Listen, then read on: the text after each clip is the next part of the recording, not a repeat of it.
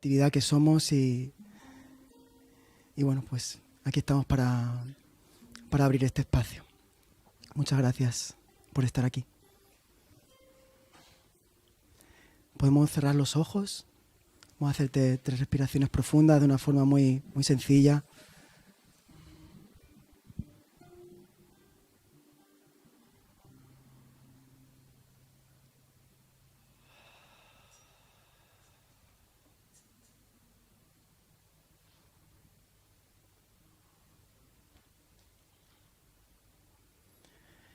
Vamos juntos al encuentro con el milagro de existir.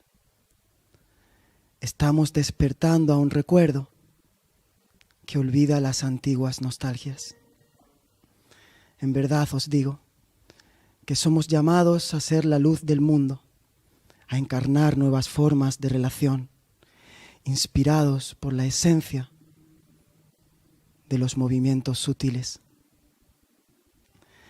Que hemos sido enviados para abrirnos a la vida en plenitud, que el plan del alma es desbordarse de amor en cada instante, haciendo de la piel una ofrenda de agradecimiento impecable.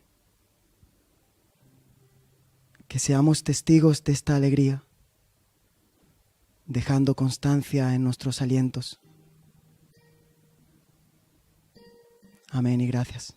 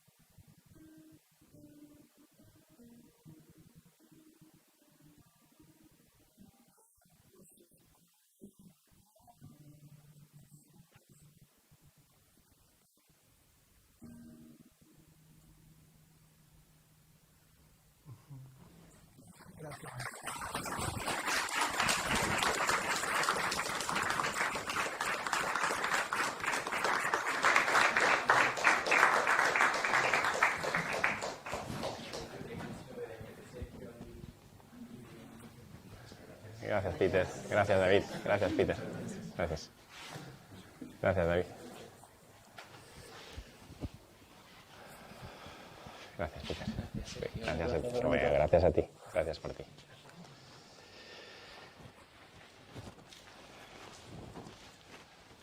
Maravilloso, ¿no? Qué mejor forma de empezar este compartir. Bueno, muchísimas gracias a Peter y a David por esta entrega, por ese trocito de su ser, ¿verdad?, que nos han compartido. Bueno, si os parece, vamos a empezar. Muchísimas gracias a todos por vuestra asistencia, por vuestra presencia. También permitirme que podamos dar las gracias a las personas que nos están siguiendo de forma online en esta nueva vía, en esta nueva ventana que hemos abierto hace poquitas sesiones. Y bueno, pues hoy tenemos un lujazo, creo que tenemos un gran amigo, tenemos un ser excepcional, a Emilio Carrillo. Creo que presentarlo necesitaríamos horas y horas, por tanto iremos al grano. Yo destacar de Emilio lo que ya sabéis todos: es una persona con una profunda sabiduría. Como amigo, o al menos así lo percibo yo, Emilio es un gran referente como ser humano por su gran coherencia de vida. Yo no he conocido ningún ser humano con tanta coherencia, la plasmación de lo que es en el día a día, ¿verdad? Y por supuesto su tremenda sencillez, humildad y siempre agradecimiento, ¿verdad?, a la vida, y eso se hace extensible pues siempre a su ofrecimiento y demás. Por tanto, vamos, si te parece, Emilio, a arrancar. Te doy la puerta de inicio, la llave, y hasta donde nos lleve este compartir. Vamos a hablar hoy de qué manera podemos, si existe alguna forma, prepararnos conscientemente a eso que llamamos muerte, el morir, ¿verdad? Y creo que no hay mejor persona para compartir hoy sobre una temática interesante que Emilio, como muy bien sabéis, él ha conocido vivencialmente, experimentalmente, lo que es ese proceso de lo que llamamos, entre comillas, muerte, y seguro que alguna reflexión podemos hoy entre todos compartir y ponerlo en práctica, en definitiva, que es lo que nos interesa en nuestra cotidianidad, que no se queden las ideas en el mundo de las palabras, sino llevarlo a nuestra cotidianidad. Emilio, ahí tienes la antorcha. Muchas gracias. Para mí, para Lola, es un placer estar aquí. Sergio y Virginia son íntimos amigos hace ya tiempo y lo llevamos en nuestro currículum vital, la amistad con ellos. Ellos son personas realmente congruentes y realmente coherentes con la vida y con la conciencia. Él dice que soy él, pero es él, es Virginia, es Alma, es su forma de vivir la vida, de plasmarlo, lo que realmente son un ejemplo. Lula y yo lo compartimos muchas veces. Para nosotros son referentes, no desde el punto de vista meramente intelectual, sino desde el punto de vista de la práctica de vida. Así que para mí es un placer volver aquí, a este local que ya conocimos hace unos años, antes de que comenzara todo este proceso tan singular que estamos viviendo, personal y colectivamente. Os agradezco mucho también vuestra presencia, como lo ha hecho Sergio, también a las personas que nos siguen a través de la ventana online y a la Viciapelo. Que por cierto, David, cuando has hecho referencia a ese proyecto del que ya me informó Sergio, del rumbo al no sé, inevitablemente se me ha venido a la cabeza mi referente místico favorito, que es San Juan de la Cruz, que tiene un poema que comienza diciendo: entréme donde no supe y quedéme no sabiendo, toda ciencia trascendiendo. Ese rumbo al no sé, por tanto, es el rumbo a la auténtica sabiduría, esa sabiduría que va más allá de la ciencia, entre comillas. Y en Andalucía tenemos un dicho que lo resume todo muy bien. Lo que ha dicho David, lo que puso San Juan de la Cruz, que es no ni nada. Queda todo perfectamente. No hace falta decir nada. Y vamos a hablar de un tema que tenemos que afrontar con una sonrisa en la boca. Porque normalmente cuando hablamos de la denominada muerte, pues nos ponemos muy solemnes, como si la muerte fuera algo que nos obligara a tener un ictus en nuestro gesto. Y no es así.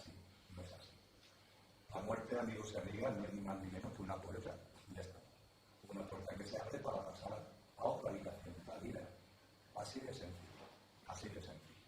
A través de un proceso cíclico, porque todo, ya lo sabemos además gracias a la ciencia, todo es cíclico. En el ámbito celular, en el ámbito de las galaxias y del gran universo, todo es cíclico. Y vosotros como yo desarrollamos una vida, somos vida, y esa vida es un continuum. Ya está, es un continuum. ¿Qué es lo que siempre somos? Pues que somos. ¿Qué es lo que siempre es? Pues que existimos. Estamos, sí, ahora estamos aquí. Estamos aquí en este sitio, en este lugar. Estamos aquí en este plano encarnado, pero el universo es inmenso. Y vosotros y yo desarrollamos una existencia de eones de tiempo que se despliega por el universo y que vamos estando en distintos sitios. Y ahora mira por dónde estamos, en el plano humano.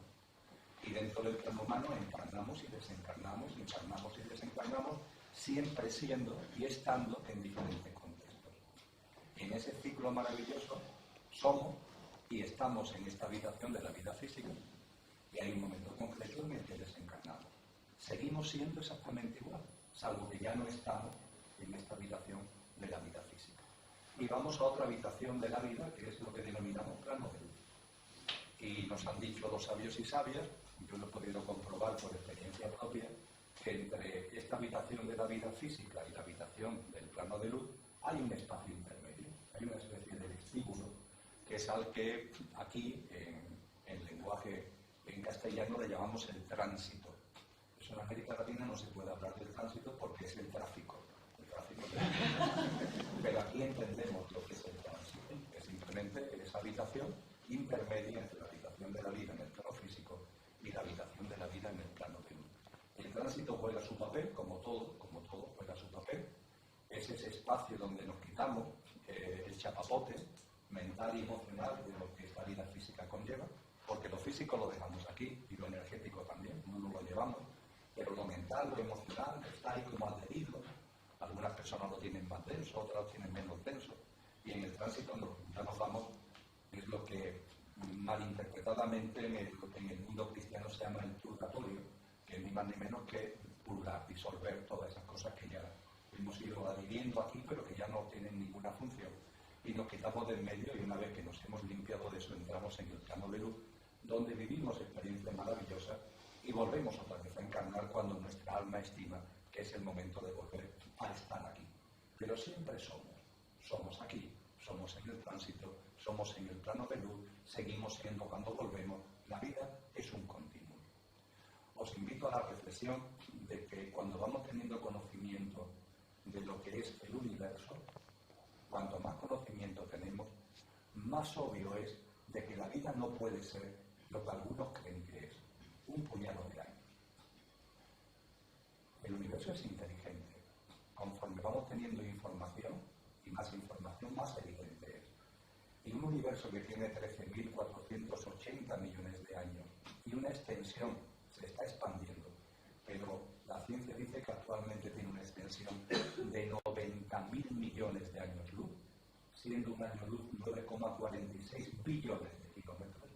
En un universo que tiene esa extensión, en un universo tan colosal, es un disparate pensar que la vida es algo que aparece en un momento concreto y que desaparece unos años o unas décadas después.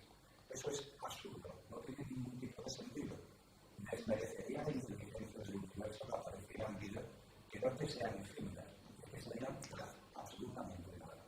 Pues la vida y la mía, la vida real no es eso. La vida es un continuo que insisto, vamos desarrollando en distintas situaciones, en distintos planos, y lo que nos interesa ahora encarnarnos aquí en el plano humano a través de una cadena de vidas. Y el tema que nos trae aquí, y termino para dar paso a Sergio, el morir conscientemente. Pues bien, es tan simple como vivir en consciencia. ¿Quién muere conscientemente? Quien vive en consciencia. El tránsito mismo se hace en función, se hace más fluido o menos fluido, en función del estado de consciencia de cada uno. Ya está. No hay nadie que te diga nada, ni que te impida nada, no eres tú mismo en función de tu estado de consciencia. Vivimos con un determinado estado de consciencia que va evolucionando. Cuando llega el momento en el que nuestra alma decide desencarnar, iniciamos el tránsito con ese mismo estado de consciencia, no porque salgamos del cuerpo físico, varía el estado de consciencia, es el mismo que tengamos la física, y el tránsito se hace más o menos fluido en función de nuestro cuadro de conciencia y llegamos al plano de luz, donde recogemos todo lo que aquí hemos sembrado, es la cosecha que recogemos para volver otra vez a encarnar y seguir evolucionando en conciencia, que no es ni más ni menos que recordando lo que somos y recordando nuestra naturaleza divina y recordando nuestro ser absolutamente inmortal y ir viviendo, como hemos comenzado hablando de Sergio, cada vez más en coherencia con eso que realmente somos. Dicho esto, primero, en consciencia de corazón a corazón, creo que es algo que no admite transfusiones sanguíneas, es algo que tiene que percibir cada uno. La muerte no existe. Con lo cual, de hecho, cuando hablamos de prepararnos para la muerte, empezamos ya a encorsetar un hecho que realmente no existe. La muerte no existe. Es un continuo. Es una puerta que se abre para pasar a otro plano de vida. Así de sencillo. Eso es lo primero que no debemos olvidar en ningún momento. Segundo, que vamos a tener la muerte que nos hayamos generado nosotros mismos con nuestra forma de vida. Así de sencillo. Tercero, nadie muere por casualidad. Este es un tema crucial. Siempre lo ha sido, y más en estos momentos donde hay tanto miedo, entre comillas. ¿De verdad creéis que alguien va a desencarnar por casualidad? No se desencarna por un virus, no se desencarna por una bacteria que te ataca, que se te mete ahí, que te mata. No, no. Es el alma que decidió encarnar para vivir unas experiencias con un propósito de vida, lo que en el ámbito oriental se llama un dharma, que siempre, y la evolución en consciencia, es la alma en la que hay un momento concreto en la que decide que ya se ha hecho aquí lo que se tenía que hacer, o que no se ha hecho lo que teníamos que hacer, pero ya no tiene sentido seguir aquí, y que lo más lógico y lo que tiene más sentido común y consciencia es encarnar y volver al plano de luz. Y allí volver otra vez a encarnar con un plano de vida, con un propósito de vida que nos permita seguir en la evolución del recuerdo de lo que somos y de la coherencia con ese recuerdo plasmado en una práctica de vida. No se muere por casualidad. No hay virus, no hay bacterias, no hay casualidades en nada, y menos en algo tan importante como dejar este plano para volver al plano de luz. El momento concreto lo decide el alma. Y si tuviéramos conciencia, seríamos perfectamente conscientes de cuándo ha llegado ese momento. Es decir, desde nuestro pequeño yo, desde nuestro mundo mental y emocional, nos daríamos cuenta. Lo que ocurre es que todavía no hemos llegado a ese punto de conciencia, que sí la han tenido y la tienen otros seres humanos. En otros ámbitos espirituales hay personas que tienen la conciencia. Esa preciosa película que es El pequeño Buda, que es un tema complementario a su argumento, hay un monje que es consciente cuando ha llegado el momento. Y a su compañero de comunidad, siendo sábado, le dice: el miércoles voy a desencarnar. Está perfectamente sano, no tiene ninguna enfermedad, pero él ha sentido que ya ha llevado a cabo lo que tenía que llevar. Y para la comunidad no es una tragedia, es una alegría, es una alma consciente que ha encarnado, que ha llevado a cabo lo que tenía que llevar y que ahora vuelve al plano de luz con toda naturalidad. Y efectivamente, a través de una alquimia, a través de un proceso meditativo, esa persona, llegado el miércoles, puede desencarnar. Y la campana del monasterio toca con alegría, con la evidencia de esa alma consciente que vivió lo que tenía que vivir y que desencarna en consciencia. Y eso lo puedes hacer tú y lo puedo hacer yo. Está al alcance de todo. Hay aquí una editorial en Cataluña que es La Libre de Marzo, no sé si sigue existiendo o no sigue existiendo, que publicó un libro que se llama Despedidas Elegantes. Despedidas Elegantes. La elegancia a la hora de afrontar este momento, la conciencia. Y ahí se narran 100 ejemplos de personas que han afrontado el tránsito de una forma distinta, que tiene como base la conciencia. Y la muerte, por tanto, no llega por casualidad. Nos parece que llega por casualidad porque no somos conscientes. Y cuando el alma decide encarnar, nosotros conscientemente deberíamos parar el coche, como hace este monje al que he hecho referencia. Pero como no tenemos conciencia, desde lo que somos, tenemos que provocar una situación que hace el coche, un accidente, una enfermedad terminal. Y creemos que son casualidades, pero no son casualidades, es una decisión cuándo no es casual. El cómo no es casual. Hay gente que dice que yo quisiera que mi fallecimiento fuera muy rápido. Vamos a ver, ¿quién está hablando? La mente que ve la muerte como algo trágico, como algo doloroso, pero el alma sabe muy bien el momento de que hay que desencarnar y la forma. No quiero extender mucho más esta primera intervención, pero yo he compartido en hospitales charlas con enfermos terminales y he tenido la oportunidad de que enfermos terminales, que según los doctores le quedaban meses de vida con cáncer avanzado, compartieron conmigo el agradecimiento que le tenían a esa enfermedad terminal, que llevaba un año y medio, entre comillas, dándole la lata, y cómo ese año y medio de enfermedad había transformado su vida. Recordaré siempre a Paco que me decía, mira, yo hace un año y medio yo era una persona amargada, una persona madurada, totalmente metido en los días de la vida, pegado a la material, siempre buscando las cosas fuera, y era un mal bicho. Me había peleado con mis hijos habían peleado conmigo, porque yo siempre quería imponer mi criterio, y mis 3 hijos me habían dejado de hablar. La relación con mi esposa se había deteriorado total y absolutamente. Mis amigos realmente no eran mis amigos, estaban conmigo de compromiso, muchas veces por redes de intereses. Y llegó este cáncer, en este caso un cáncer de pulmón. Y yo lo rechacé, y yo empecé a pelear contra él, pero el cáncer siguió su camino, y yo no entendía nada.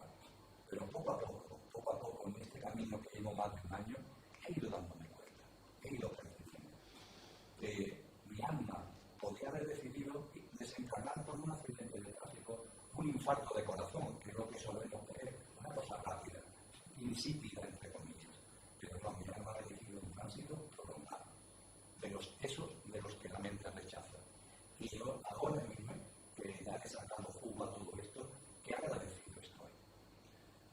Mi mujer habló con mis hijos le hablan del cáncer del padre, pues hicieron algún tipo de acercamiento a mí, y yo la verdad es que empecé a ver la vida de otra manera. La enfermedad me ha enseñado a ver la vida de otra manera, y acepté hablar con ellos, y poco a poco empezamos a establecer una interlocución, y ahora yo que ha pasado más de un año, vienen aquí al hospital a verme todos los días, y nos abrazamos, y nos decimos que nos queremos. ¿Cómo ha cambiado todo ello? Mi mujer, hemos establecido las relaciones como si fuéramos otra vez la pareja que en algún momento fuimos. Yo no estoy en condiciones de tener relaciones sexuales, pero da igual, nos queremos, nos amamos. Hay algo en nosotros que ha vuelto a renacer. Y si no tengo esta enfermedad, digo que esta enfermedad me ha impulsado. Vienen a verme amigos, entre comillas, y mis amigos no se lo dicen así a mi mujer, pero lo que le vienen a decir, oye, hay que ver que tu marido no había quedado aguantada cuando estabas en lo es una alegría estar con él, porque esta enfermedad me ha transformado. Con lo que digo, mi alma dice una forma de decir que no es un accidente de tráfico, que no es un infarto, y que agradecido estoy. Y ya he sacado jugo, ya me voy en paz. Mi tránsito va a ser un tránsito fluido, que voy a hacer con absoluta conciencia, y que agradecido estoy, por tanto, a esta enfermedad y a la sabiduría de mi alma. No sé qué te habrán dicho los médicos, pero yo ya estoy en paz. Y como estoy en paz, me voy bien. Esto se acaba. No sé qué te habrán dicho, pero de aquí a 1 o 2 días yo voy a presentar. Cuando salí, después de estar con mis hijos, la habitación por habitación, los médicos me habían dicho que esta persona iba a durar de 3 a 4 meses de esperanza de vida. Efectivamente, a la transmitido desencarno. Comparto esto con vosotros como una anécdota hermosa, profunda, para ponernos en evidencia de que la muerte no llega por casualidad. El cuándo no es por casualidad, pero tampoco el cómo. Con lo que a partir de ahí vivamos la vida con la mayor conciencia posible. Intentemos una práctica de vida lo más coherente con lo que realmente somos, y lo demás todo viene por añadidura. Si es que esto no tiene ningún secreto. Es algo tan simple como la coherencia y la conciencia en la vida. Y esa coherencia y esa conciencia presidirá el momento del fallecimiento, presidirá tu tránsito y presidirá tu discurrir entre un plano y otro. Y esto no tiene mucho más secreto, entre comillas. Tal como vives ahora, vas a morir. Tal como mueres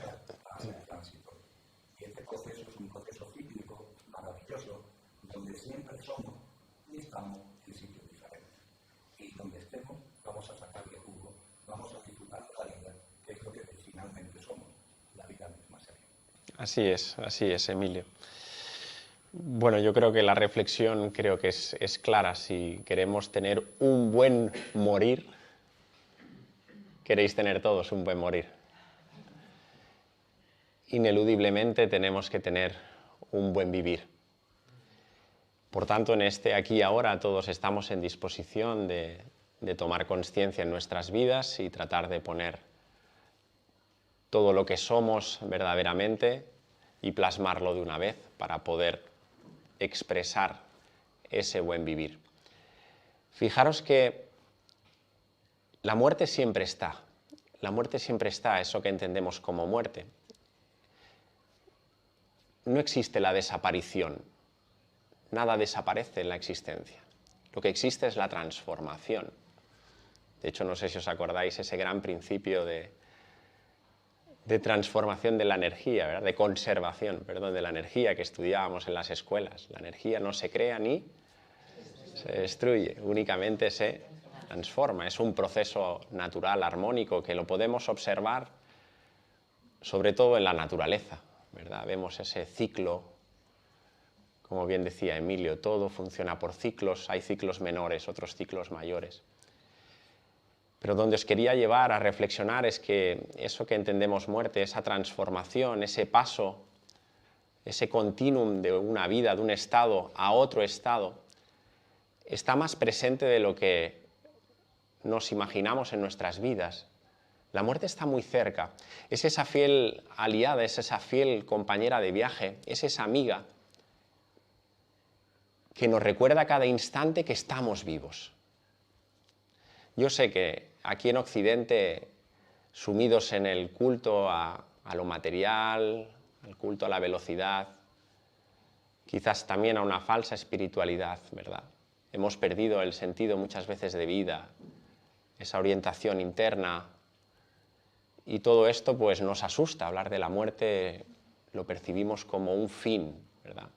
En Oriente hay otra percepción.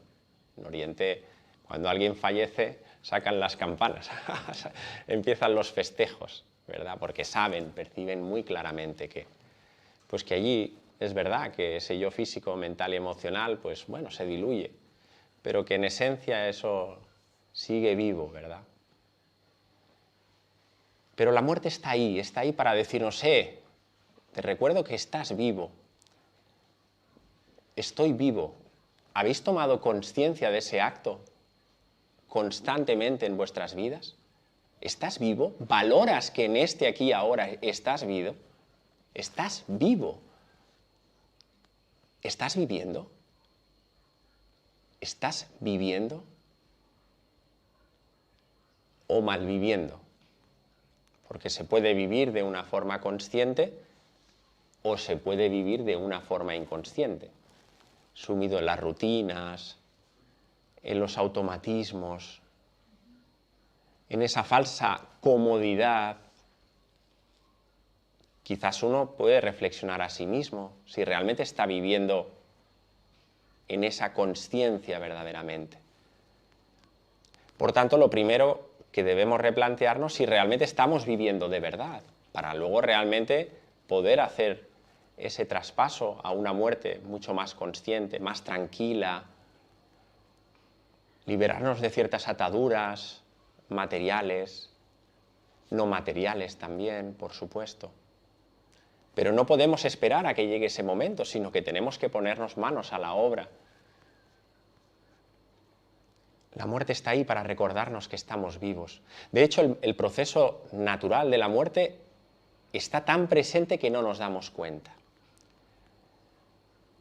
Tenemos pensamientos, sí, la mente concreta, según la ciencia, nos llega a decir que son más de 60.000 a 70.000 pensamientos diarios. El pensamiento tiene un recorrido, empieza y tiene un final. ¿Sí? Ahí hay una muerte. También tenemos sensaciones que las percibimos en un instante, pero se acaban también diluyendo. Tenemos sensaciones E incluso internamente, biológicamente hablando, sabemos que las células a cada instante también emanan ese proceso de transformación. Como dice la ciencia, a los 7 años un ser humano es nuevo por completo. A cada instante morimos y nacemos, y es más, venimos de una sucesión, de una concadenación de ciclos de nacimientos y renacimientos, que a pesar de que no lo percibimos, porque, insisto, no es que no estemos en disposición, sí lo estamos, pero estamos más sumidos en otros temas que nos nublan esa visión más interna. Fijaros que el acto tan sagrado que tiene un ser humano, que es la respiración, nos invita a que en cada exhalación hay una parte de nosotros que desaparece. ¿Lo habéis reflexionado esto? Hacer una respiración, una inspiración y hacer una exhalación. En esa exhalación hay una parte ya de nosotros que deja de estar. Ese es el proceso natural de la existencia de la vida.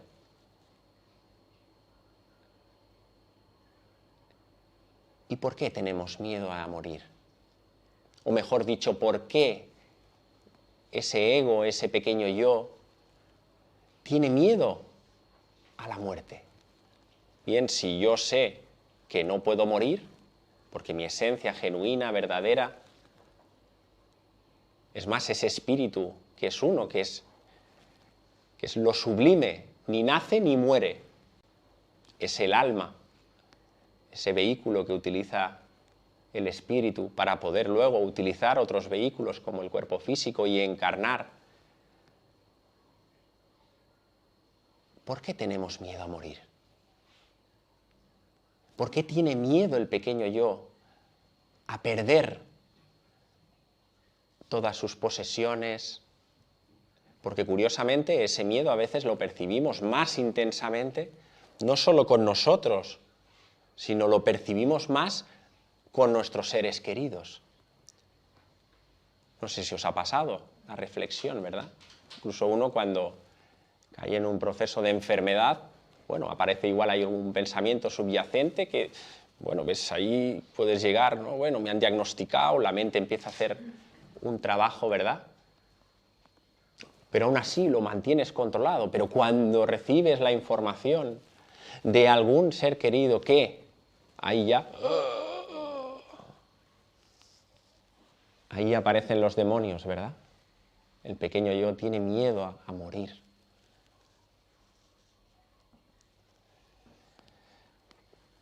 Creo que una de las pautas para poder empezar ya,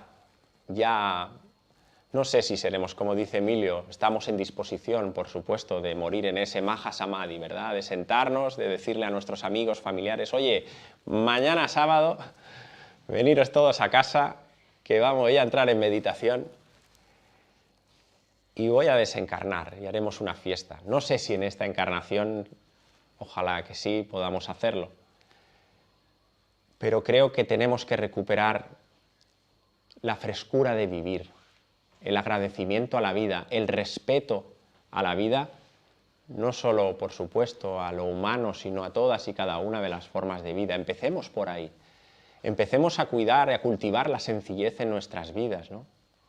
Necesitamos muy poco y cada vez menos.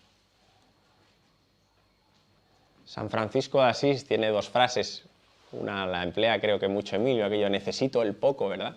Pero tiene otra que a mí me gusta mucho, dice, abandonarás cuando abandones este planeta, cuando abandones la terrenalidad.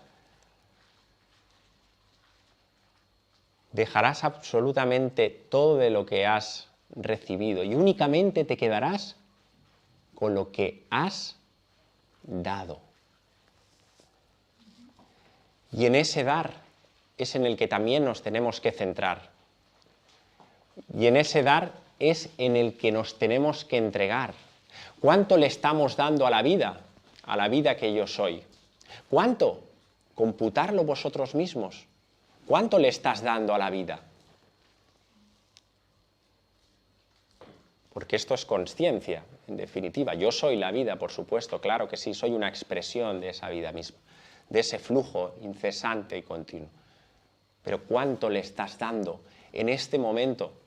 Todos los momentos son importantes, pero en este aquí y ahora, en este momento en el que está sumida la humanidad de tanta relevancia, ¿cuánto estás dándole a la vida? Si quieres tener un buen morir, tienes que dar tu mejor versión, lo mejor de ti. Tienes que ponerte al servicio de la vida, sin lugar a dudas.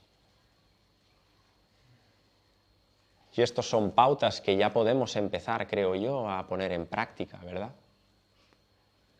Esa vida sencilla, y le doy paso a Emilio, requiere de un desprendimiento continuo, de ir poco a poco soltando amarras. Las cosas materiales no es que sean buenas ni malas, siempre es la forma en la que yo me relaciono con ellas. Pero ya está bien, hay excesos en nuestras vidas. Tenemos demasiados excesos en nuestra cotidianidad. Pero no nos damos cuenta, no lo percibimos porque no tomamos conciencia, porque estamos anestesiados constantemente y centrifugados en el mundo de los estímulos, llámense las pantallitas, llámense las informaciones, llámese lo que sea. Vivimos alienados completamente a eso. Tenemos una gran capacidad creadora, una gran capacidad para tomar decisiones.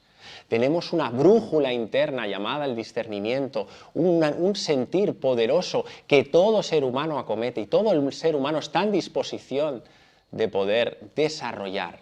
No es que unos sí y unos no, no. Todo el mundo está en disposición. Por tanto, mi primera reflexión es: vamos a remangarnos ya de una vez, vamos a levantarnos de la silla, abandonemos las comodidades y pongámonos en serio a vivir en consciencia y en coherencia, que tampoco es tan complejo. Es que no hay que escalar el Himalaya o no hay que hacer los 8000 o hay que irse 3 años al Tíbet. Bueno, pues el que lo sienta, pues está bien. Pero es ahora, en el lugar en el que estás. Y si ese lugar ya tiene un final porque percibes que se ha acabado, pues hay que levantarse de la silla. Adiós al acomodamiento. Se acabaron los calentones de sillas. Bueno, pues hasta ahí. Emilio. Muchas gracias, Sergio. Por lo que venimos compartiendo, Sergio y yo, podríamos hacer una especie de titular que sería algo así como: te preparas para la muerte con tu práctica de vida. Es así como nos preparamos para la muerte, con nuestra práctica de vida. Hay que tener en cuenta que podemos desencarnar conscientemente. Será señal de que hemos vivido conscientemente. Y también deberíamos ser conscientes de que hay personas que eligen el suicidio. Y cuando hablo del suicidio no me refiero al suicidio que eso ha venido a la cabeza.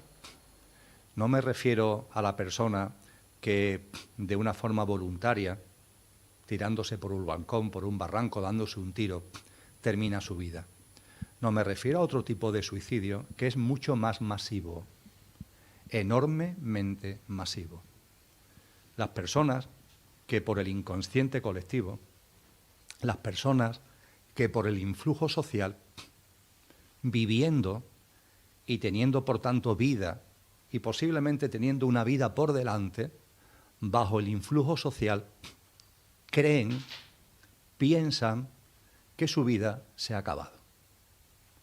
Y una persona piensa que su vida se ha acabado cuando deja de afrontar la vida con creatividad, con ganas, y empieza a pensar que todo lo que tenía que hacer o todo lo que podía hacer ya está hecho, y que ya lo que le queda es transitar los años que sean, pero como una especie de inercia de lo que ha vivido hasta ahora.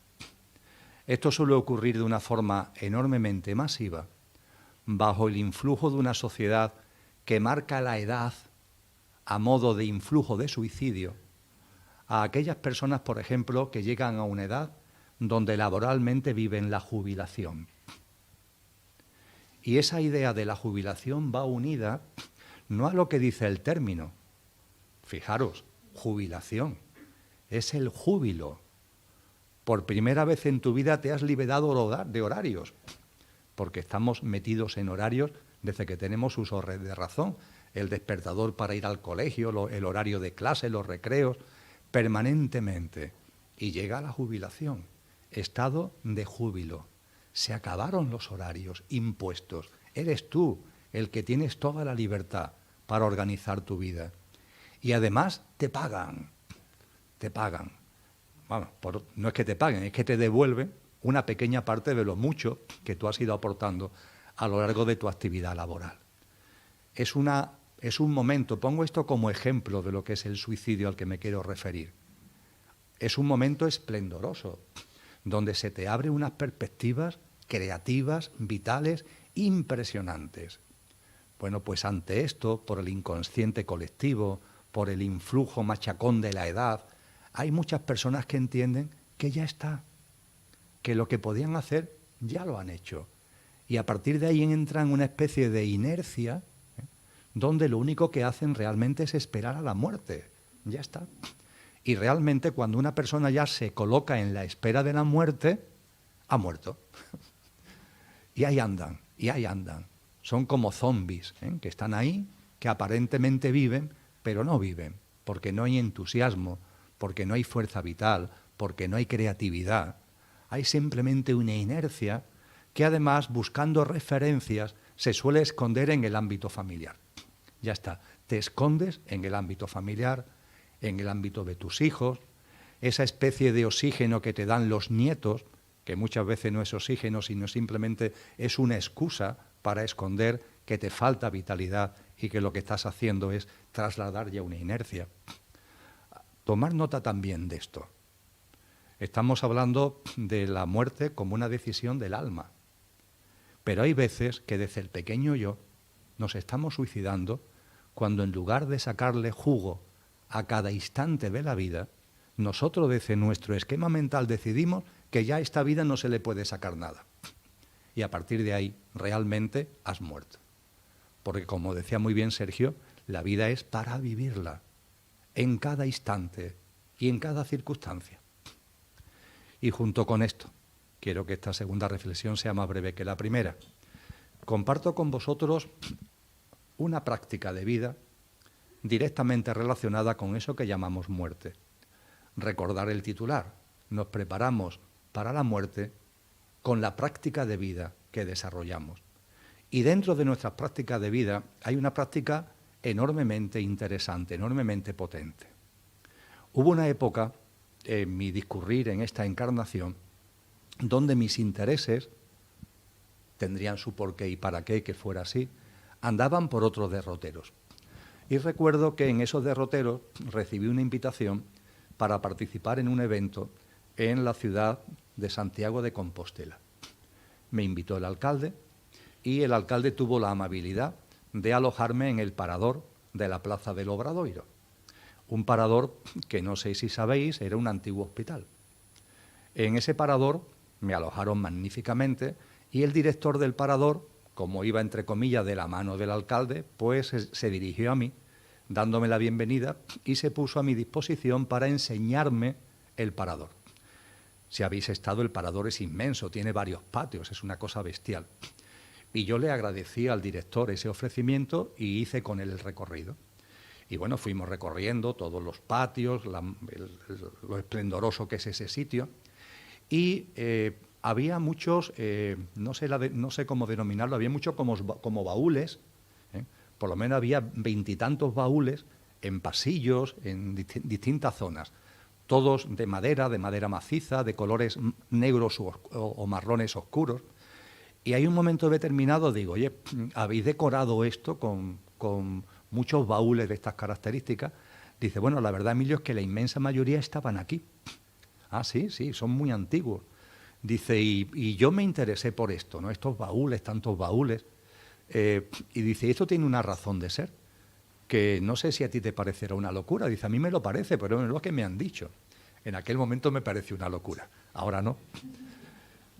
Hubo un grupo raro aquí en Santiago de Compostela, un grupo de iniciados, que aquí hacían una práctica que eran que se venían al atardecer y se metían en estos baúles, como si fueran féretros. Se les cerraba y pasaban la noche entera, no se le abría hasta el amanecer, pasaban la noche entera metidos en estos baúles. ¿Con qué propósito? De experimentar la muerte, de vivir una situación como si tuvieran muerto y estuviera ya incluso enterrado y metido en el féretro. Y parece que esto formaba parte de su práctica espiritual. Bueno, pues ya está. En aquel momento me entró por un oído y me salió por otro. Cuando ya mis derroteros de vida, por su por qué y para qué, iban por otro sitio, tuve conocimiento de que hay un país en este mundo en el que los estudios dicen que hay el mayor índice de felicidad. Un país que yo no he visitado, pero que Sergio y Virginia sí han visitado, que es Bután. Bután tiene una historia muy curiosa, a la que ahora quiero hacer referencia. Tiene la fama de, ya no tanto dicen, pero la ha tenido, de ser el país con el mayor índice de felicidad, que se mide no por ratios económicos, sino con otra serie de parámetros en los que no voy a entrar y que están muy ligados a lo que Naciones Unidas llama el Informe de Desarrollo Humano.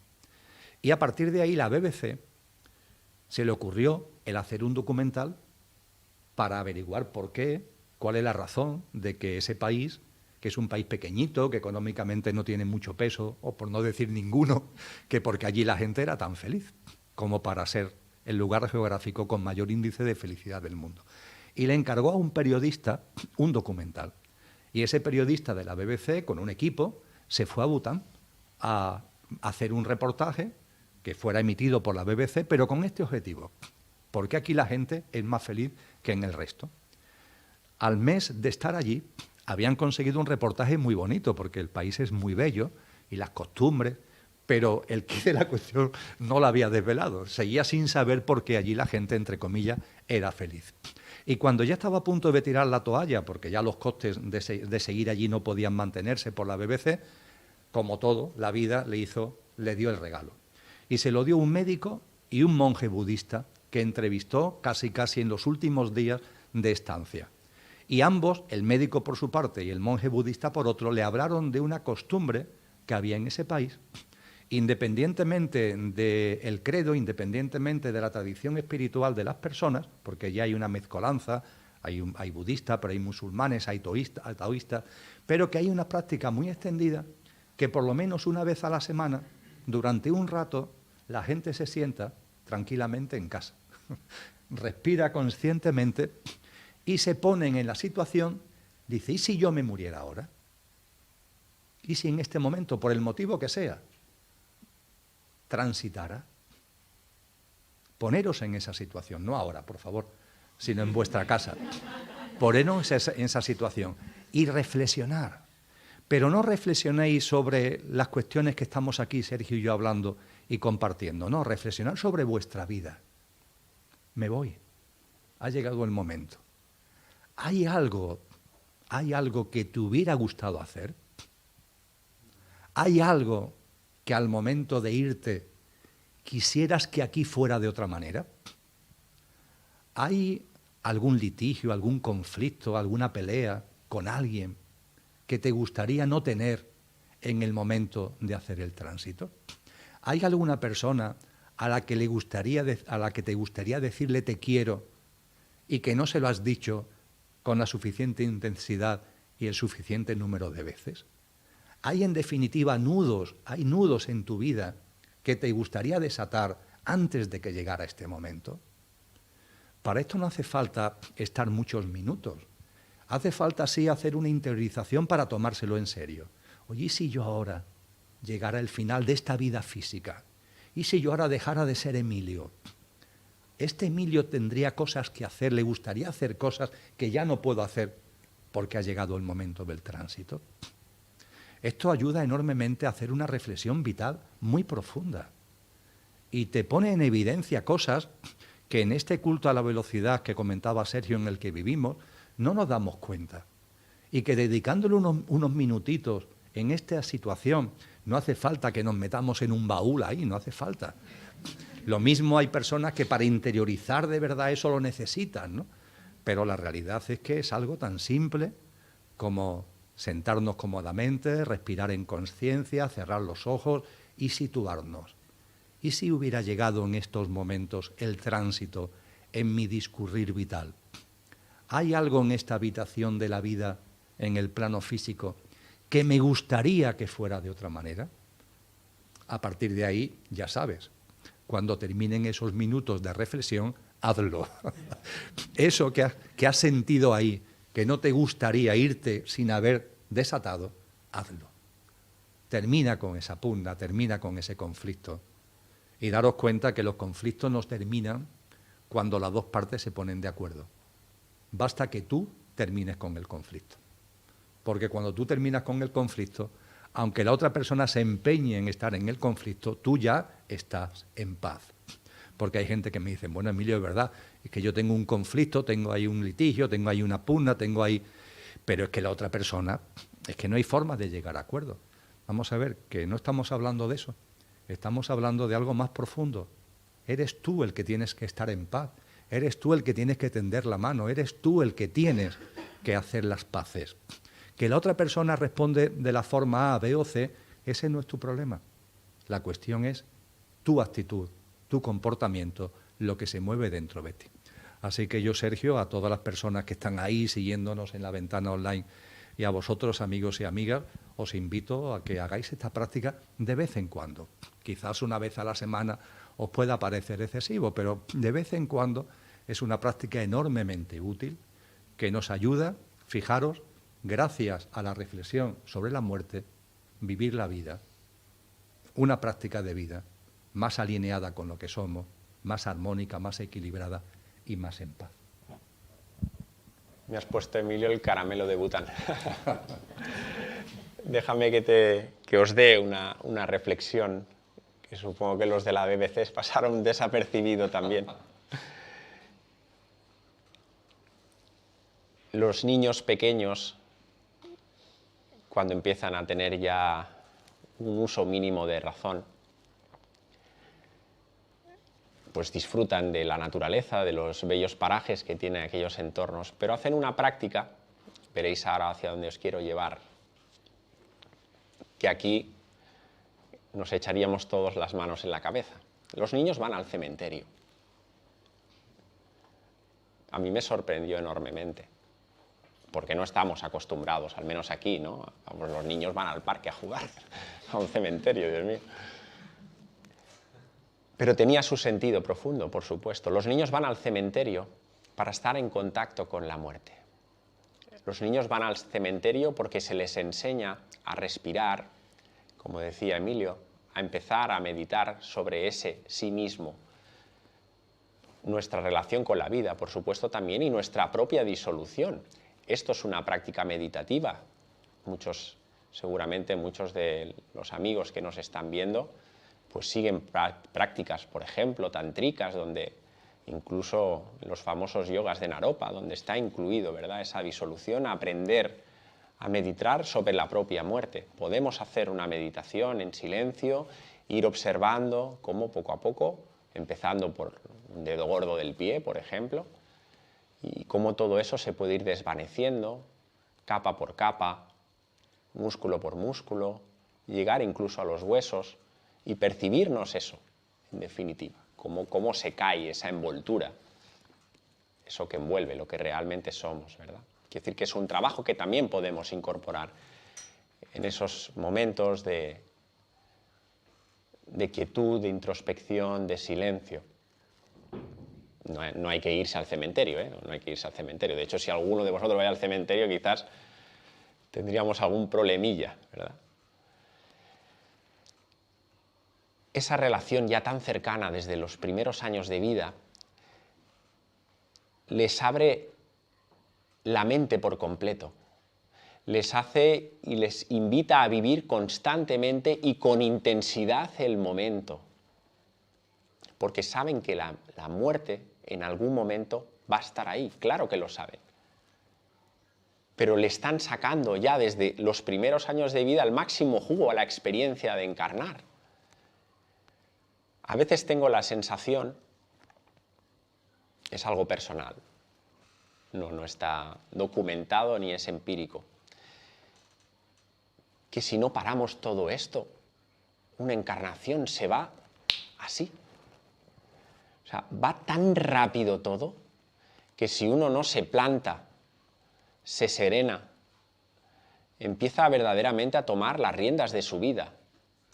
Empieza él a marcar los tiempos, que no son los tiempos esféricos, que están ahí, bien, perfecto, pero no son esos los que guían nuestro día a día. Si no ponemos ese orden interno, una encarnación va pitando, la consumes muy rápidamente.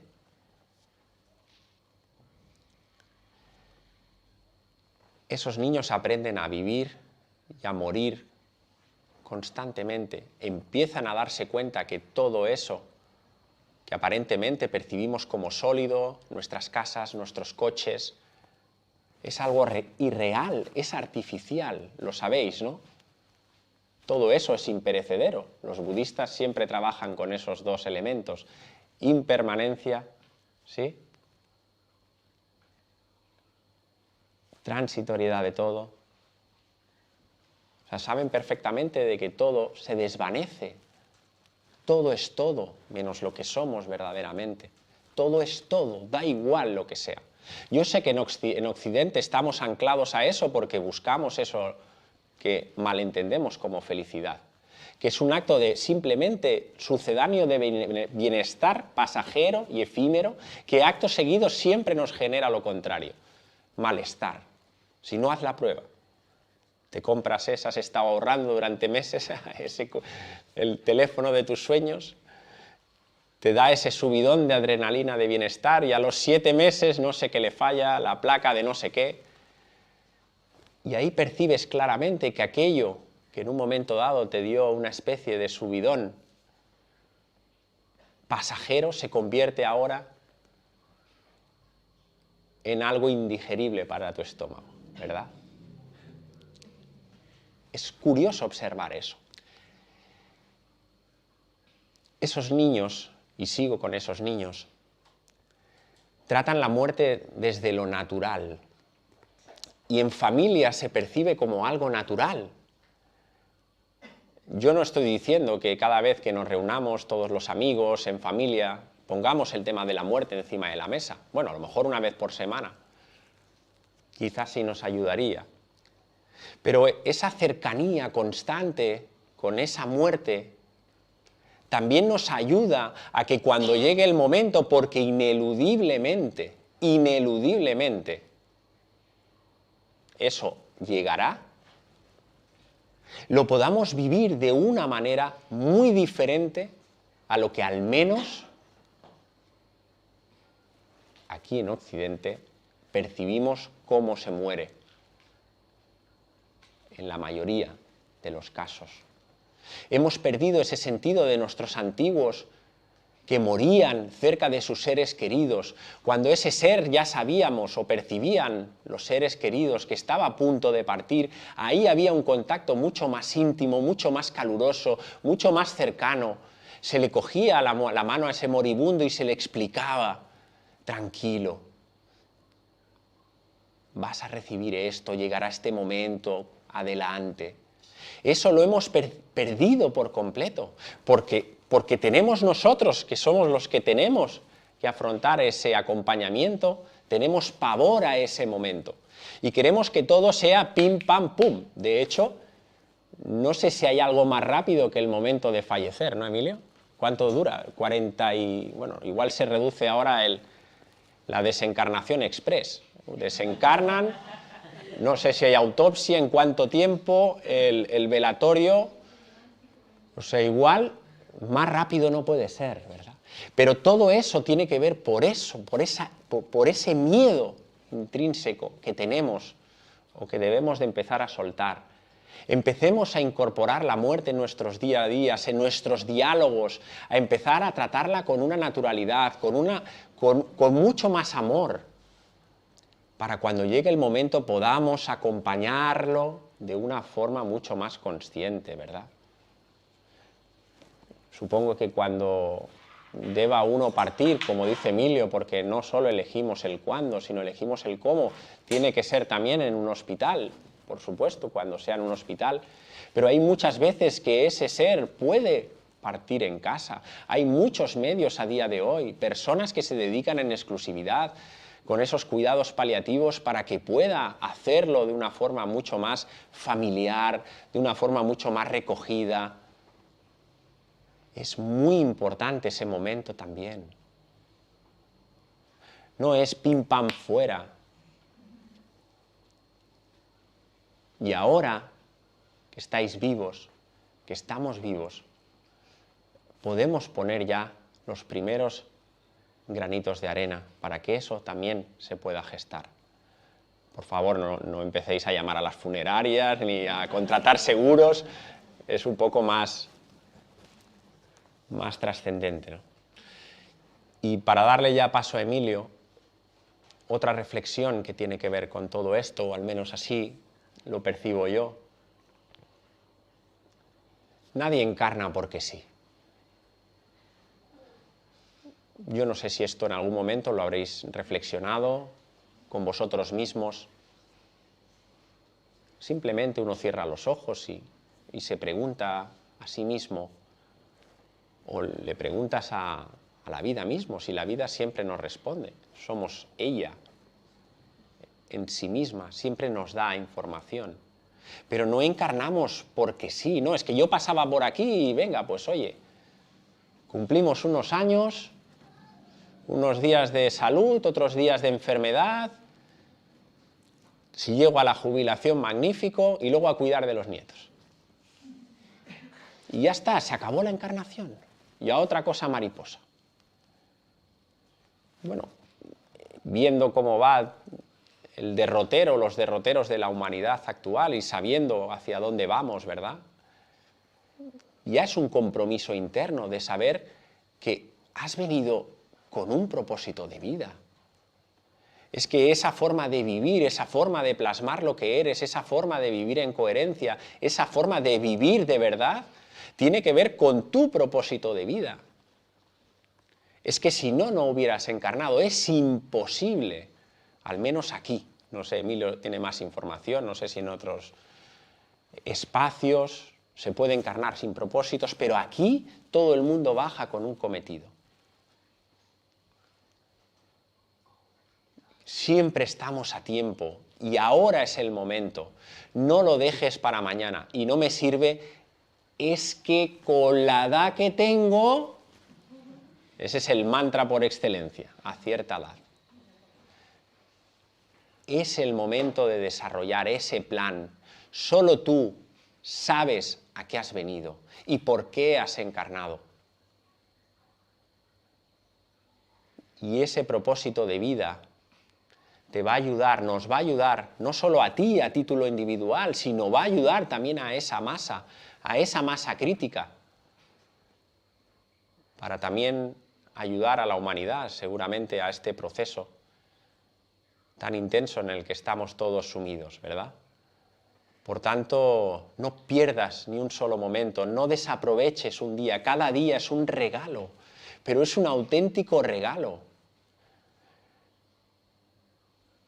Que no llegue ese día que digas 70 años y mires tu vida y piensas, ¿y qué estoy haciendo aquí? ¿Te apetece pintar? Empieza a pintar. ¿Te apetece tocar el piano? Pues venga, adelante. Siempre estás a tiempo. La vida es maravillosa, gózala, disfrútala, pero gózala de verdad. Suelta el freno de mano. Vamos con el freno de mano puesto todo el día. No se puede conducir un coche sin el freno de mano bajado. Bueno, si lo subes un poco es verdad que ranquea, ¿verdad? Te deja, pero parece que algo falla. Lo digo por experiencia, porque me pasa muchas veces. Sí, yo y los frenos de mano, chico, pues a veces meto la primera, sí, el coche va, pero digo, bueno, Sergio, algo pasa aquí. Y es verdad que tengo el freno de mano puesto. Y ahí me doy cuenta. A veces nos pasa eso, que vamos con el freno de mano puesto, ¿verdad? Pues venga, vamos a ver si conseguimos sacar el freno de mano, Emilio. ¿Lo intentamos? Oyendo a Sergio, se me ha venido a la cabeza una experiencia real. Hace unos años fui a compartir distintas conferencias por el norte de España. Vivimos a las afueras de Sevilla actualmente, pero bueno, hemos residido entre Sevilla y Madrid, Lola y yo, durante bastante tiempo. Y en aquella época yo vivía en la ciudad de Sevilla, en Sevilla ciudad. Y me desplacé al norte para dar varias conferencias. Como eran sitios dispares, me pareció más cómodo hacer el viaje en coche. Y me desplacé en coche. A mí además me gusta conducir. Y ya volviendo, que ya iba más tranquilo, volviendo, me paré a pernoctar en una ciudad de la provincia de Cáceres que se llama Plasencia, que tiene un precioso parador. Y me alojé en ese parador. La ciudad de Plasencia, como tantas ciudades, tiene un casco histórico parcialmente amurallado, y la ciudad ha ido creciendo más allá de ese amurallamiento. Y hay una especie de ronda en torno a ese amurallamiento. En la avenida que hace de esa ronda, hay un momento determinado en esa estancia en Plasencia que veo que hay una funeraria. Posteriormente, como esta anécdota lo he compartido en varias ocasiones, ya me han dicho que esa funeraria, por distintas razones, que tenía sede en Plasencia y en un pueblo cercano, no es broma, que se llama Malpartida, no es broma, se llama Malpartida, parece que esa funeraria ya, por razones del propietario y demás, ya la cerraron, ¿no? Pero en aquel momento estaba, cuando yo fui a Plasencia. ¿Sabéis cuál es el nombre que los propietarios le pusieron a la funeraria? Funexpress. Funexpress. No es broma, ¿eh? Funexpress. Me llamó la atención. Y claro, me llamó la atención porque digo, primero, cuánta sinceridad. Porque la gente cuando va a una funeraria porque ha fallecido un ser querido, por mucho que lo quiera, quiere que las cosas sean rápidas. Muy rápidas. Digo, cuánta sinceridad y también cuánta vista comercial. Porque más claro no puede ser. Eso de funeraria, la buena esperanza y ese tipo de cosas. No, mire usted, vamos a llamar las cosas por su nombre, Funexpress. Porque estamos en una sociedad donde se quiere que todo esto sea muy rápido. Tremendamente rápido. ¿A cuántas personas estaremos enterrando sin estar muertas? A muchas, a muchas. Yo recordaré siempre que hablando de esto en Sevilla, era una charla en Sevilla, hablando de esto, de este tipo de cosas, al fondo una chica dio un grito. Y dio el grito y no tuvo, dice, es que tengo que compartirlo con vosotros. Mi abuela vive, estábamos en Sevilla, mi abuela vive en Girona y falleció ayer. Yo he venido a esta charla sobre la muerte porque mi abuela falleció ayer. Yo no podía desplazarme al entierro. Pero es que me acaban de mandar un mensaje que cuando estaban en el tanatorio, mi abuela se ha levantado de la caja. No estaba muerta. Pero claro, ¿cuánto tiempo había pasado desde el teórico fallecimiento? Ni siquiera 24 horas. Hay un desconocimiento enorme en estas ciencias que se llaman de la salud. Hay un desconocimiento enorme de la vida. Hay un desconocimiento tremendo de que el fallecimiento no se produce cuando el cuerpo físico fallece, sino cuando el cuerpo energético o etérico que todos tenemos le deja de aportar vitalidad. Es lo que se llama históricamente el cordón de plata, es el flujo de energía, de vitalidad que desde nuestro cuerpo etérico, que está en contacto con la vida, con el prana, con la vitalidad, le aporta a nuestro cuerpo físico. Está en el libro del Eclesiastés, en la Biblia, no estamos hablando de ninguna cosa tan extraña. Y solo cuando ese flujo, dicho metafóricamente, cuando se corta el cordón de plata, cuando el alma corta el cordón de plata, es cuando ya no hay flujo de vitalidad al cuerpo físico y el cuerpo físico fallece. Pero hay muchas ocasiones donde el cuerpo físico aparentemente fallece, pero no ha fallecido, porque el cuerpo vital, el cuerpo etérico sigue estando vivo. Las experiencias cercanas a la muerte son esto. Y hay muchísimas. Es decir, cuerpos físicos cuyas constantes vitales dan la sensación de que esta persona ha muerto, pero no ha muerto. Si hubiera muerto, si yo hubiera muerto el 29 de noviembre del año 2010, no hubiera vuelto a la vida. Si hubiera desencarnado, si mi cuerpo realmente, todo lo que es mi composición de mi yo físico, emocional y mental, hubiera fallecido, yo no hubiera vuelto a la vida. Las experiencias cercanas a la muerte ponen de manifiesto que las constantes vitales dicen una cosa, pero la realidad es otra. Porque estamos siempre atentos a lo físico, pero no damos cuenta que hay otra cosa, y en este caso es el cuerpo etérico. Y enterramos a muchas personas sin que el etérico haya, ni mucho menos, dejado de cumplir su función, y nos dejamos guiar solamente por lo aparente. Esto tiene una fácil solución. Tranquilo, paz, tranquilidad. No hace mucho a las personas se enterraban a los 3 o 4 días, y no hace tanto de esto. Ahora, sin embargo, y todos lo sabemos, se entierran a muchas personas o se incineran sin que hayan pasado siquiera 24 horas. Y lo digo aquí en público, me refiero a que está esto incluso en vídeo, porque es una práctica extendidísima, que si tenemos a alguna amiga médico o algún amigo médico, le decimos que por favor el parte de defunción le cambie la hora, porque si se ha muerto a las 5 de la tarde significa que ya no lo podemos enterrar al día siguiente y que tenemos que esperar hasta el otro día. Y se nos hace enormemente imposible el tener que estar ahí con el muerto, entre comillas, durante 2 noches. Y le decimos, oye, pon a las 2 de la tarde, por favor, para que de esa forma lo podamos enterrar mañana. Y hay personas que se fallecen y no han pasado ni 24 horas cuando estamos ya enterrándolos o incinerándolos. ¡Qué prisas! ¡Qué prisas! Y estos protocolos sanitarios, donde cada vez se nos incentiva más no a morir en casa, sino a morir en los hospitales. Y del hospital, inmediatamente que ha fallecido, al tanatorio. Y del tanatorio lo antes posible al cementerio o te incineran. Pero ¿a qué tanta prisa? ¿No nos damos cuenta que hay un inconsciente de ocultar el fallecimiento? De que no haya una reflexión, de que no haya un acercamiento a eso que sí tienen los niños pequeños en Bután, pero aquí decimos, no, hombre, es que los niños no pueden ir a los entierros de los abuelos. ¿Cómo que no pueden ir un niño al entierro de su abuelo o de su abuela? Le estamos enseñando de todo en el cole, en actividades extraescolares, y no le queremos enseñar algo tan fundamental como que la vida es un ciclo de vida, muerte, vida.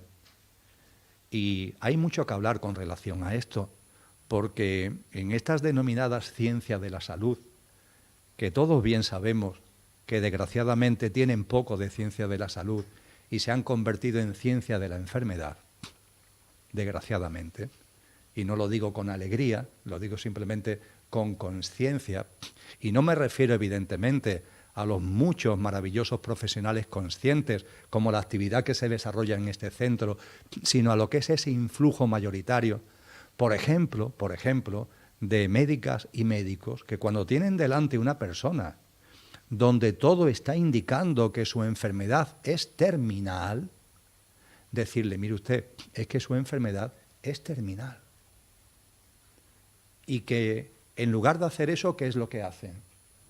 A luchar, a pelearte. ¿Pero a pelearte contra qué? ¿Es que somos eternos aquí en este plano? ¿Somos conscientes que no? La conciencia aplicada al ámbito de la salud debería llevar a un personal sanitario consciente que cuando perciben que en esa persona hay algo que le está llevando al tránsito, plasmarlo con toda tranquilidad y no plantearle la lucha, y que utilice ese tiempo, el que le quede, para deshacer nudos, para irse en paz, no para estar en pelea, no para meterse en un hospital de intervención en intervención, con tratamientos que le impiden vivir esa experiencia en conciencia, porque son tratamientos que maltratan al organismo y que desde el dolor y las turbulencias que producen impiden que una persona pueda estar viviendo en conciencia esto. Daros cuenta una cosa, y no es que el Pisuerga pase por Valladolid, porque tiene que ver con todo lo que estamos hablando. estamos en una sociedad donde hay muchas personas que no participamos de eso. Pero la sociedad como tal y muchas personas dentro de ella han matado a Dios. Y las denominadas ciencias de la salud han matado a Dios. ¿Matar a Dios qué significa? No se trata de que cojas un hacha y le cortes a Dios la cabeza. No, matar a Dios significa el destierro de lo trascendente. Desterrar la trascendencia de la vida. Lo trascendente no existe. ¿Qué es lo que existe? La apariencia, lo material, lo físico. No existe nada más. Y estas denominadas ciencias de la salud están imbuidas del destierro de lo trascendente. Y a esos profesionales se les está formateando en el ámbito puramente de matar a Dios. Y no tienen la más mínima sensibilidad para darse cuenta que lo que tienen allí es un alma encarnada. Y un alma que por lo que están viendo en su organismo físico está diciendo claramente, porque el coche ya no puede más, está diciendo que ha llegado el momento de pararse. Y ante esto, como bien dice Sergio, hay una serie de cosas que podemos hacer. Cuidados paliativos, atención a esa persona para que el proceso de dolor no se produzca.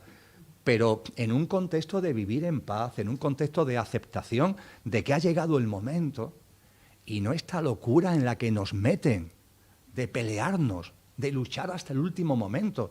¿Pero a dónde vas? ¿No te das cuenta que de esa manera, insisto, no puedes en conciencia tener esa buena muerte de la que aquí estamos hablando? Decía en una conferencia, que es un opúsculo de unos 20 folios, Rudolf Steiner, Lola y yo lo hemos disfrutado recientemente, que habla de Cristo. En esa conferencia que habla de Cristo dice Rudolf Steiner que esta sociedad, y estamos hablando de 1919, esta sociedad, desde entonces ha incrementado tremendamente, es una sociedad que padece masivamente una enfermedad que es física. Esa enfermedad física es la incapacidad de percibir lo divino, la incapacidad de percibir lo trascendente, una absoluta incapacidad.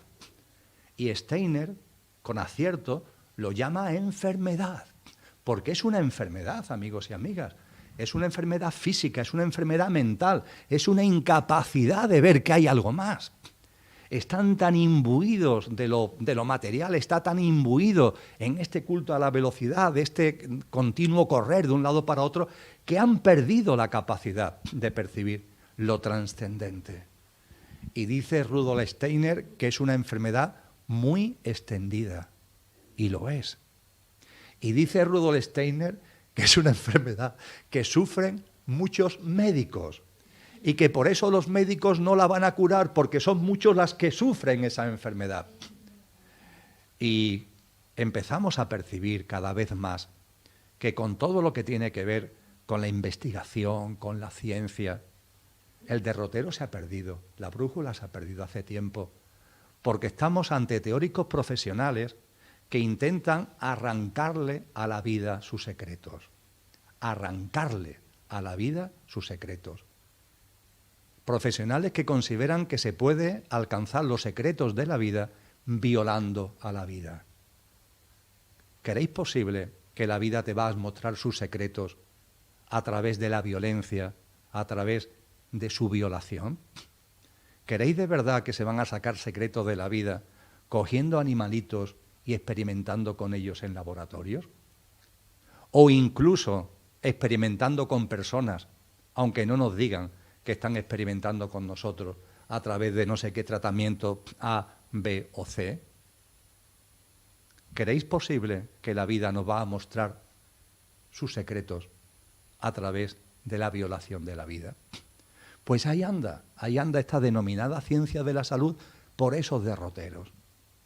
Y nos han dicho los maestros, reverencia a la vida, colabora con ella, y a partir de ahí la vida se abrirá y te regalará, porque eso es lo que hace la vida, lo que hace un naranjo o lo que hace un manzano, lo que hace la vida entera y lo que hace la tierra, regalarte, pero no por la violencia, sino desde la reverencia, desde el acercamiento de corazón. Estamos en un momento donde todo esto se está poniendo especialmente de manifiesto, pero esto viene de muy atrás.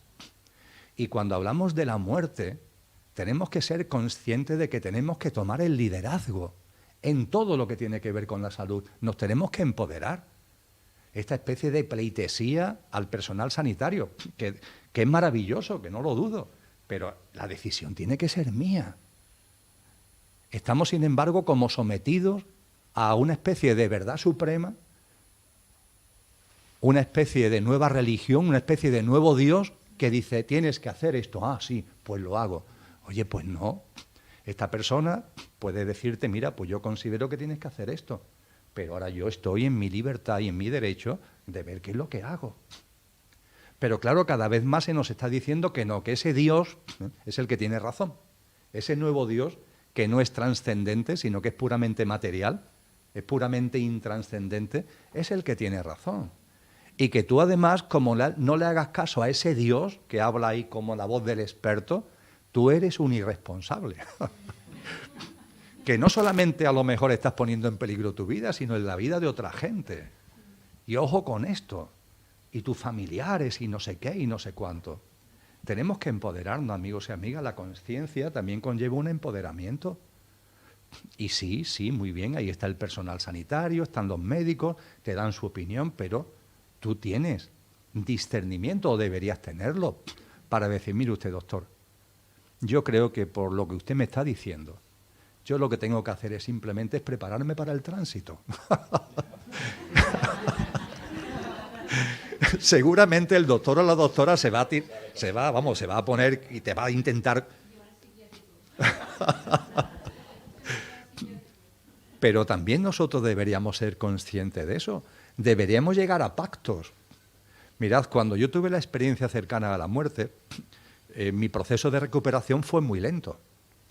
Estando, una vez que me pasaron a planta, por una serie de pruebas que me habían hecho, yo tenía el pelo como cortado en partes y pedí que me raparan.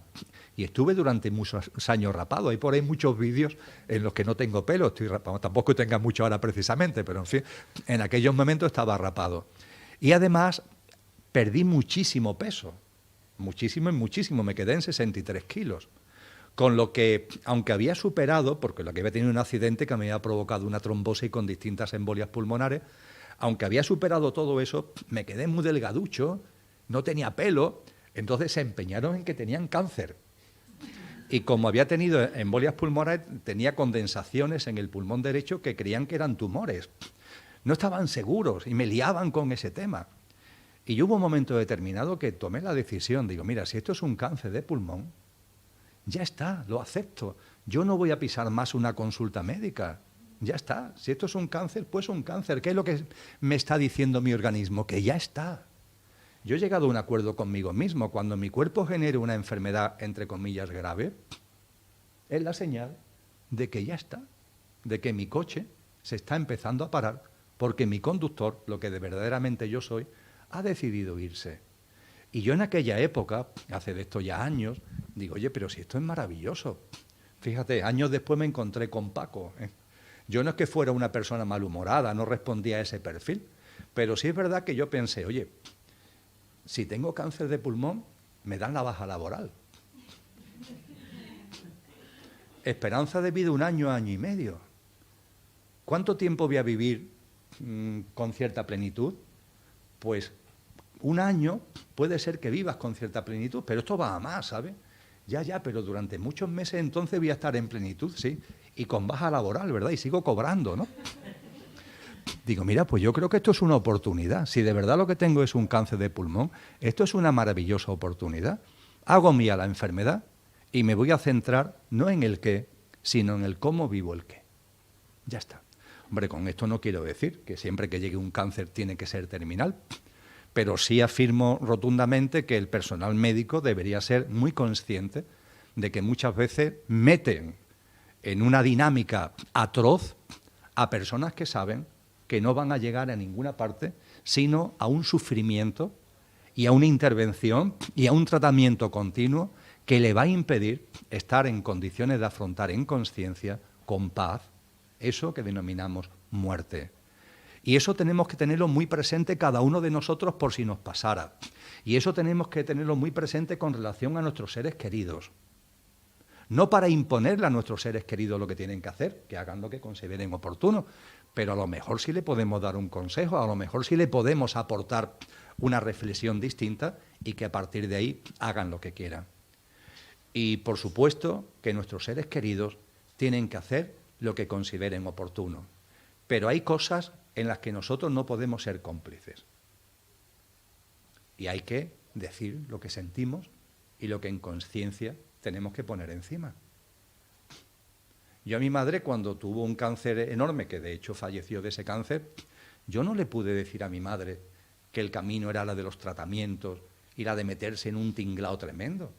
Yo lo que pude decir a mi madre es que aceptara la enfermedad que había tenido, tenía una edad ya muy avanzada, y que su sitio estaba en casa, y que la íbamos a atender en casa el tiempo que fuera necesario, que después fue muy poco, la verdad, fueron 17 días, fue un proceso rapidísimo. Posiblemente porque desde la conciencia ella misma se dio cuenta de que todo eso ya era simplemente el final de su encarnación. Tenemos que ser generosos con nuestros seres queridos, no intentándolos convencer, pero sí diciendo una vez y como mucho repitiéndolo otra, ya está, lo que pensamos, lo que sentimos. Y aunque después nuestro ser querido, lógicamente, haga lo que considere oportuno, el acompañamiento es muy importante. Y con esto termino. El acompañamiento al moribundo. El acompañamiento al moribundo es acompañamiento. Hay una decisión tremenda. ¿Se le dice al moribundo que es moribundo? Los médicos no les gusta. Consideran que es mejor el que no lo sepa el enfermo. Reflexionarlo, por favor. Reflexionarlo y hablarlo con vuestros seres queridos. Yo personalmente lo tengo clarísimo. Si yo por lo que sea tengo una enfermedad que voy a terminar, yo quiero saber que tengo esa enfermedad, no quiero que me lo oculten, yo quiero saberlo. Por lo que estamos compartiendo, porque no me voy a pelear con ella ni me voy a... No, simplemente quiero vivir en conciencia y prepararme para ese momento que es el tránsito. Hay personas que prefieren no saberlo y hay que respetarlo. Pero ojo con tú tomar las decisiones por otras personas, porque muchas veces nos encontramos ante la tesitura que como de estas cosas no se hablan, porque es que no se hablan, está prohibido, ahora resulta que tu ser querido lo tiene delante. Y el médico te dice que esto se le acaba, que se ha acabado, que esta enfermedad ya no da más de sí. Y te echa a ti la decisión encima, ¿no? Y te la echa a ti además diciendo normalmente que es mejor que no lo sepa. ¿Cómo que es mejor que no lo sepa? Esto es una tesitura muy difícil en la que se encuentran muchas personas, ¿eh? Mi opción está muy clara, yo quiero saberlo para prepararme, para vivirlo en conciencia. Esto tiene que ver con esa buena muerte, posibilitar que haya ahí un espacio de reflexión y de preparación. Y con independencia del ser querido, hay algo que es lo último que quería compartir, y ya me he ido por otro sitio, pero vuelvo. Nosotros estamos en un cuerpo físico, pero no somos un cuerpo físico. La prueba es que cuando dejemos de tener cuerpo físico seguimos siendo. Estamos, pero no somos. Somos mucho más que el cuerpo físico. Cuando una persona está en ese estadio que llamamos moribundo, hay gente que me dice, Emilio, es que ya no puedo comunicarme porque no oye. Es que ya lo han sedado, es que está ya en una tesitura en la que ya no le puedo acompañar. ¿Cómo que no le puedes acompañar? ¿De qué me estás hablando? Tú me estás hablando de una interconexión, de una comunicación coche a coche. Y sí, efectivamente, el coche de esa persona ya no está en condiciones, ¿vale? Pero es que esto no se trata de acompañar de coche a coche. Esto no se trata de que cuando esa persona expire, llorar y ya está. No, no, no. El acompañamiento es un acompañamiento de conductor a conductor. Es un acompañamiento de alma a alma. Y mi alma se comunica con el alma del moribundo y esa comunicación se puede llevar a cabo perfectamente. Estamos tan metidos en la muerte de Dios que no nos damos cuenta de que no solamente nos comunicamos como estamos haciendo aquí ahora, sino que nos comunicamos, como también estamos haciendo aquí ahora, aunque no nos demos cuenta, de alma a alma. Y es un momento maravilloso para que tú, desde tu centro interior, te comuniques con ese alma de ese ser querido que está ya en disposición de hacer el tránsito. Y todo lo que tengas que decirle, díselo de alma a alma. ¿Cómo que el coche no te va a oír? Vale, el coche no te oirá, pero el alma lo va a percibir perfectamente. No tenéis ningún tipo de duda. Y por favor, cuando te diga ya quien sea que ha fallecido el cuerpo, el alma sigue estando ahí. Con lo cual acompáñalo en el tránsito y transmítele desde tu alma toda la tranquilidad, toda la paz, toda la armonía, todo el equilibrio que te sea posible. Anímalo a que haga un tránsito fluido, a que se desplace hacia el plano de luz con fluidez, que no mire atrás, que todo lo que tenía que desarrollar en esta vida física ya lo ha desarrollado, que siga para adelante. Anímalo a eso de alma a alma, porque el alma de esa persona te está escuchando. Hemos desterrado la trascendencia de la vida y pasan las cosas que pasan. Pero quizás todas estas cosas pasan precisamente para que recuperemos la idea y la certeza de que hay mucho más que lo material.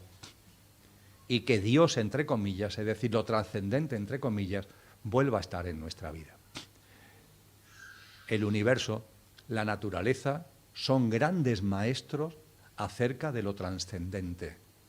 Y junto con la naturaleza y junto con el universo entero, eso, y se refería Sergio hace unos minutos a esta cuestión, eso que llamamos muerte. La muerte debe ser una maestría constante para sacarle jugo a esta vida y para comprender los entresijos profundos de una existencia que tiene como base la trascendencia. No lo material, sino la trascendencia. Muy bien, Emilio, si te parece, hacemos una última reflexión cada uno para cerrar ya el encuentro, algo breve. Creo que con esta temática, y al menos así lo percibo yo, digo la muerte, hablamos de vida, vida más allá de la vida.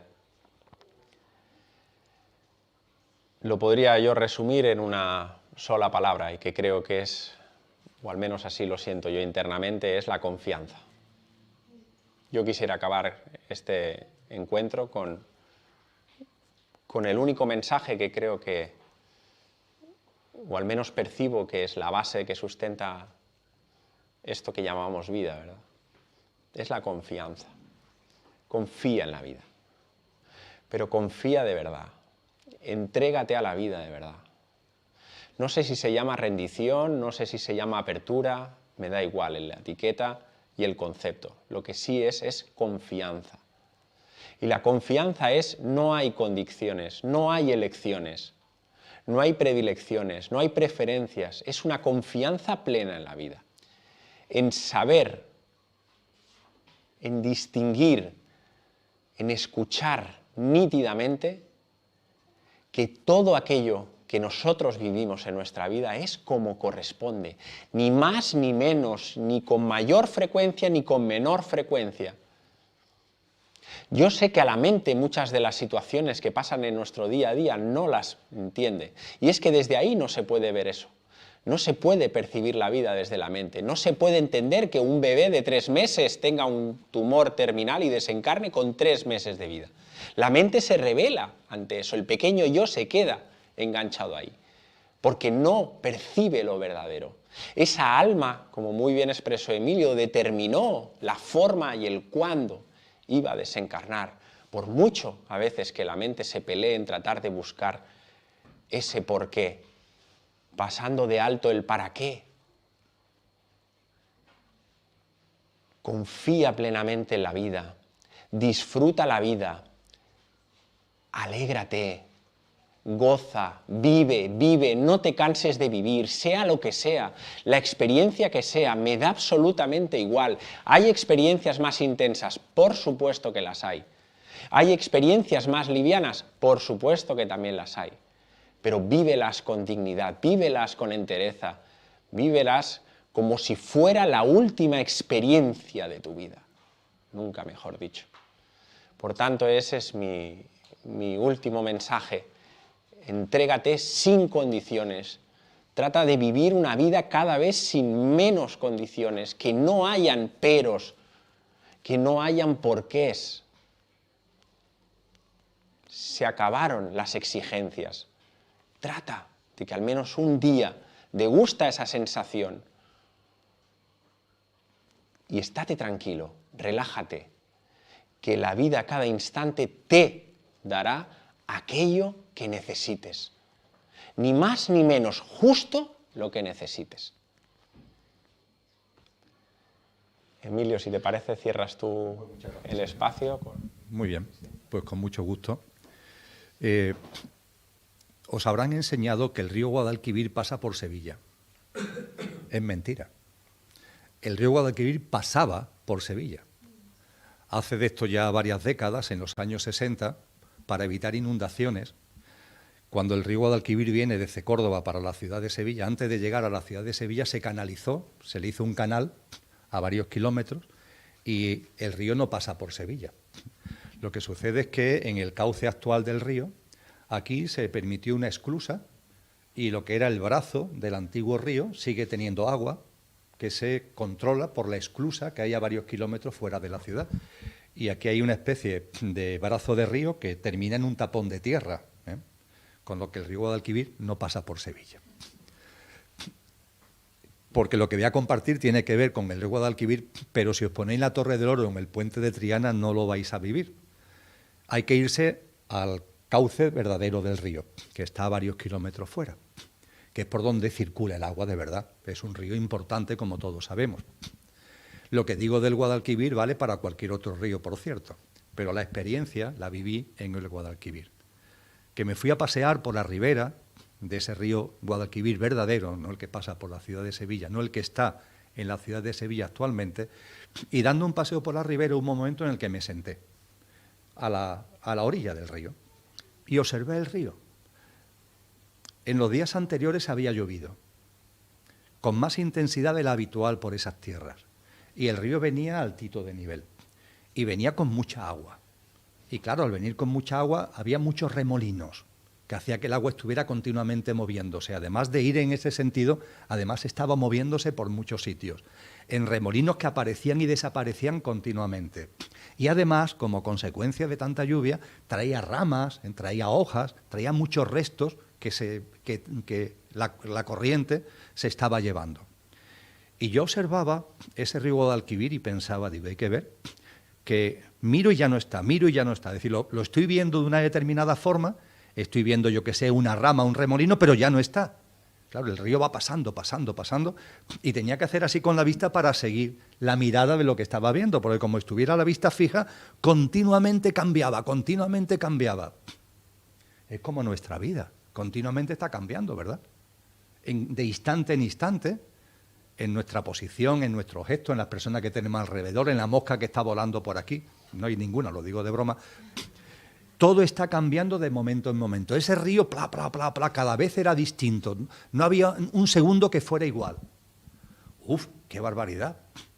Pero claro, me vino también otra reflexión. Digo, oye, pero sin embargo, subyacente, en el trasfondo de tanto cambio hay algo que es permanente. ¿Qué es lo que es permanente? El río. El río que hoy llamamos Guadalquivir, porque se lo pusieron los árabes, que antes se llamaba Betis, cuando estaban los romanos, que antes con los turdetanos se llamaba Tersis, que antes con los tartesos se llamaría de otra forma, y con el nombre que le pusieron los tartesos, el Tersis de los turdetanos, el Betis de los romanos, el Guadalquivir de los árabes, y también de los cristianos, que lo hemos hecho nuestro, lo cierto es que ahí, ¿qué es lo que hay? El río. Digo, oye, lo mismo nos pasa a nosotros. Yo ahora soy Emilio, pero antes habré sido, es decir, Guadalquivir, pero antes habré sido Betis, quizá por eso soy todavía bético. Pero antes habré sido Tersis, y antes habré vivido... Yo que sé la cantidad de personajes que he sido, la cantidad de nombres que me han puesto, pero hay algo que no muta, que soy, que existo. A mí este ejemplo del río me sirvió enormemente.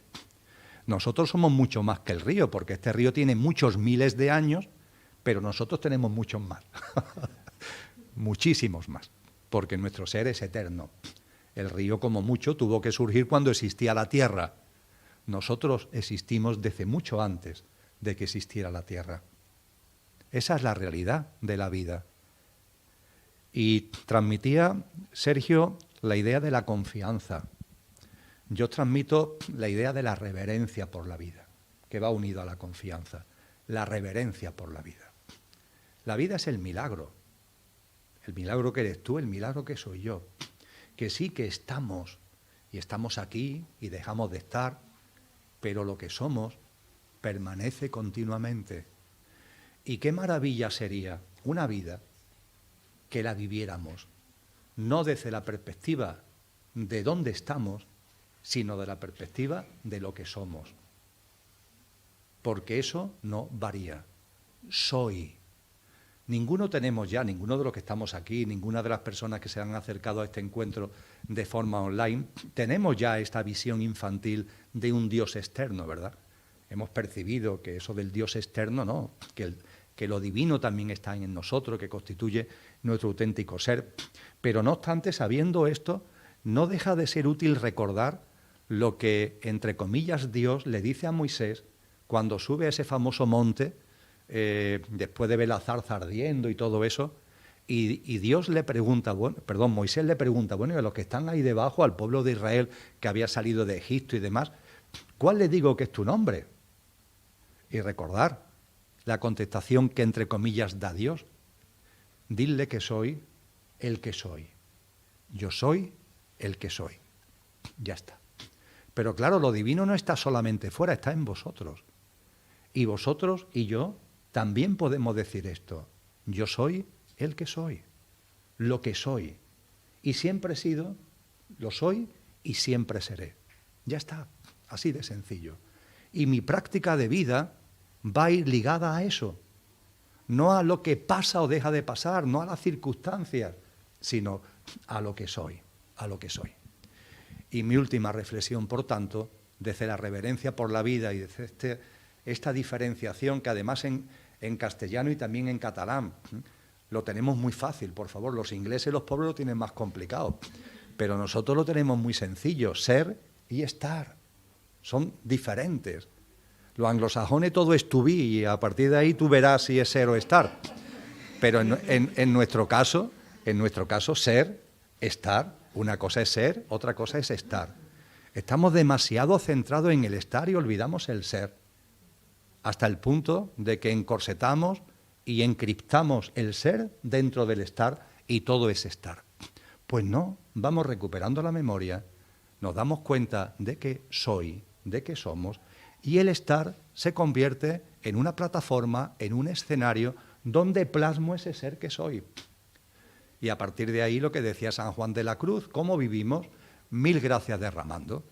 1000 gracias derramando, pasamos por estos sotos con soltura y yéndolos mirando con solo nuestra figura, vestidos los dejamos de hermosura. Ya está, ya está.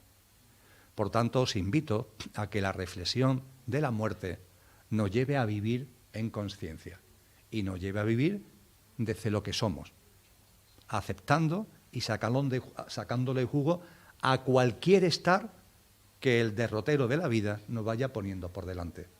Y todo ello, 1000 gracias derramando.